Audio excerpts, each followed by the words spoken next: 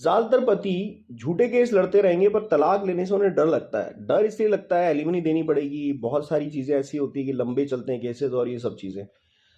पर यहां पर सुप्रीम कोर्ट ने एक नया सिस्टम जनरेट करने की कोशिश की है। सभी हाई कोर्ट्स को ये गाइडलाइन दी है और उनके थ्रू सभी फैमिली कोर्ट्स को भी इसके बारे में बताने की कोशिश की है कि भैया कोई तलाक लेता है या कोई तलाक में अगर रिप्लाई देता है, जब मान लीजिए पति ने तलाक डाला और पत्नी अगर रिप्लाई दे रही है, तो उन दोनों में से किस पे कितना ट्रस्ट किया जाएगा उसका कोई स्टैंडर्ड प्रोसीजर समझिए। ऐसे नहीं है कि किसी ने आकर आपके पास कुछ भी कह दिया और आपका काम आसान हो गया है कि बस अब हम किसी एक पक्ष की तरफ झुक जाते हैं, चाहे वो सही हो या गलत हो, बस हमारा काम है कि उसको किसी भी तरीके से तलाक या तो दे दें या फिर उसका तलाक डिसमिस कर दें। तो इस सारी रीजनिंग को खत्म करने के लिए सुप्रीम कोर्ट ने जो कि तलाक का बेसिक तरीका है उसके ऊपर एम्फेसिस देते हुए, उस पर जोर देते हुए बताया। इससे पहले हम आगे बढ़े, इससे पहले एक जरूरी चीज मैं आपको बता देता हूं। legaleaglerz.com हमारी वेबसाइट का नाम है। यहां जाकर आप हमारे कोर्सेज बुक कर सकते हैं, अपॉइंटमेंट ले सकते हैं। कोर्सेज में लीगल अवेयरनेस प्रोग्राम चलता है, आपके केस के हिसाब से इंडिविजुअल ये पूरा एक कोर्स मैनेजमेंट बनाया जाता है जो कि आपको ट्रेन करता है आपकी सिचुएशनल प्रोग्रामिंग के हिसाब से। जैसे जैसे आप चलते हैं उसी हिसाब से हमारा एक असिस्टेंस आपके साथ रहता है और उसमें आप अपने केस की बारीकियों को समझते हुए बिल्कुल ज़रूरी तरीके से जो भी केस में इम्प्रूवमेंट ला सकते हैं, बेनिफिट ले सकते हैं, वो सब चीज़ें हमारी तरफ से बताई जाती है। आप अपने थ्रू या फिर अपने वकील साहब के थ्रू अपने केस को बेहतर तैयारी के साथ प्रेजेंट कर सकते हैं। और आपसे पहले जितने भी लोगों ने इन कोर्सेज को ज्वाइन किया वो अपने केसेस में मजबूत हैं, स्ट्रांग और बहुत अच्छे तरीके से परफॉर्म कर पा रहे हैं। अगर आप भी इस तरह से हमारे इन कोर्सेज का हिस्सा होना चाहते हैं तो आप आइए, इस वेबसाइट को विजिट कीजिए और वहाँ पे अपनी पसंद का पैकेज चुन के ज्वाइन कर सकते हैं। आप अगर इस वक्त किसी लीगल समस्या में समाधान चाहते हैं तो अपॉइंटमेंट बुक करके बात कर सकते हैं। देखिए दोस्तों, सुप्रीम कोर्ट ने एक सबसे मजबूत पहलू पर इस बार बात की है और इसको आपको भी समझना पड़ेगा। पहले अपन ये समझ लेते हैं कि केस क्या था। देखिए केस कुछ इस तरह से था कि जो पति और पत्नी थे वो काफी लंबे टाइम से 6-7 साल से सेपरेट रह रहे थे। अब पति ने उस सेपरेशन के कुछ आधार बनाते हुए कोर्ट को जाकर डाइवोर्स मांगने की कोशिश की, मगर कुछ टाइम बाद उसने किसी कारण से बकायदा फैमिली कोर्ट से अपना डाइवोर्स जो है HMA 13 का हटा लिया। अब कुछ टाइम निकलने के बाद फिर उसने वापस एक सेकंड अपनी पिटीशन डाली, डाइवोर्स की एप्लीकेशन लगाई और वहां पर वो उसे फाइट करने लगा। फैमिली कोर्ट ने उसके ग्राउंड्स को समझा नहीं और उसकी जो एप्लीकेशन थी उसको डिसमिस कर दिया। तो इसी आधार को लेते हुए उसने क्या किया था कि पहले जो था, पहले उसने क्रूअल्टी के ग्राउंड्स लिए थे और मगर उसने अपना केस वापस ले लिया था। अब जब दोबारा लगाया तो उसने डिसर्शन को उसका मेन बेसिक ग्राउंड बनाया था, तो फैमिली कोर्ट को जस्टिफाइड रीजन नहीं दिखा पा रहा था, तो इस वजह से डिसमिस हुआ। अब वो जो सेकंड टाइम में जब वो डिसमिस हुआ तो वो जाके उसको हाई कोर्ट में चैलेंज कर दिया।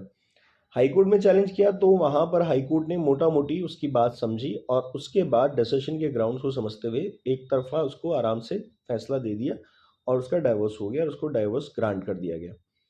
इस चीज को देख के पत्नी जो है पूरी तरह से आहत हुई। अच्छा, मैं इस पे बात पे आगे बढ़ूं, इस जजमेंट से आपको अपने लिए कुछ समझना है। आपको ये नहीं सोच लेना है कि नहीं मैं तो जो है इस मैटर के अंदर है ना देख रहा हूँ कि पति को ज़्यादा कुछ फायदा नहीं हुआ। इसके अंदर सुप्रीम कोर्ट ने एक बीच के रास्ते वाला जजमेंट दिया है जो मैं अभी आगे आपको बताने वाला हूँ, मगर आपको इससे ये समझना है कि इंपॉर्टेंट क्या है डाइवोर्स लेने के लिए, और उसमें बहुत बड़ा बेनिफिट ये है कि आप एलिमिनी भी अपनी बचा सकते हैं। तब वहां पे पत्नी ने इस फैसले के खिलाफ सुप्रीम कोर्ट में अपील की। जब फैसले के खिलाफ सुप्रीम कोर्ट में अपील की तो वहां पर सुप्रीम कोर्ट ने ऑब्जर्वेशन लिया कि भाई किसी भी तरह की कोई भी बात जो पति ने वहां पर कही है कोर्ट के अंदर, हाई कोर्ट को जैसे जस्टिफाइड की है, तो हाई कोर्ट जो है उसने डिसीजन के ग्राउंड्स को माना तो है पर उससे रिलेटेड कोई भी एविडेंस या किसी भी तरह की सत्यता की जांच नहीं की गई। किसने किसको पहले छोड़ा ये जांचना जरूरी है। माननीय सुप्रीम कोर्ट ने ये बात कही कि कौन, देखिए रहते तो दोनों ही सेपरेट है पर कौन सेपरेट होकर रह रहा है, जिसने जानबूझ के ये सेपरेशन जो है दोनों के बीच में लेके आया है, वो पत्नी है या पति है, मतलब कौन एक दूसरे को छोड़कर गया है। किसी एक स्पाउस ने अपनी मर्जी से छोड़ा है। कौन घर नहीं बसाना चाहता है, कौन चाहता है कि अभी रिश्ता आगे नहीं बढ़े, ये सारे ऑब्जर्वेशंस पहले आप लीजिए, उसके बाद किसी को डाइवोर्स दीजिए। अगर वो सब वहां पर आपके पास आ जाते हैं, being a court, high court को डायरेक्शन दिया सुप्रीम कोर्ट ने, तो फिर आप इनका डाइवोर्स ग्रांट कीजिए। अक्सर जहां झूठे केसेस चल रहे होते हैं वहां अक्सर पत्नियां घर छोड़ के जाती हैं। इस केस में लगभग ऐसी ही बात थी। ये डिसर्शन का ग्राउंड जो था वो पति साबित कर सकता था, पर क्योंकि उसने स्टेटमेंट बेस्ड ग्राउंड को ही आधार बनाया और यहाँ वो एक गलती कर गया।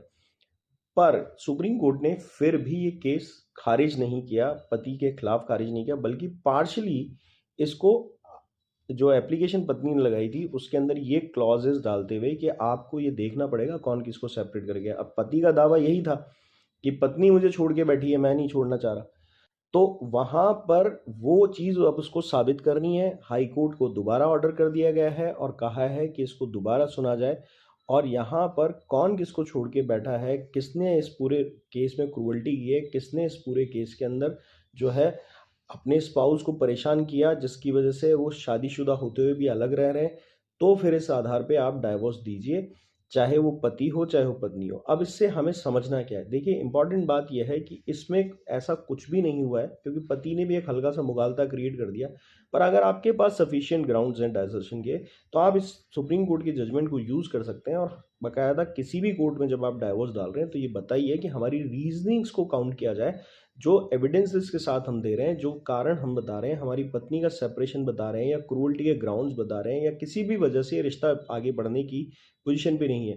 क्योंकि यहाँ हाई कोर्ट ने एक गड़बड़ कर दी थी कि हाई कोर्ट ने इसको इरिवर्सिबल ब्रेकडाउन ऑफ मैरिज मान लिया था, सिर्फ इस ग्राउंड पे कि सेपरेट रह रहे हैं सिर्फ पति के कहने भर से।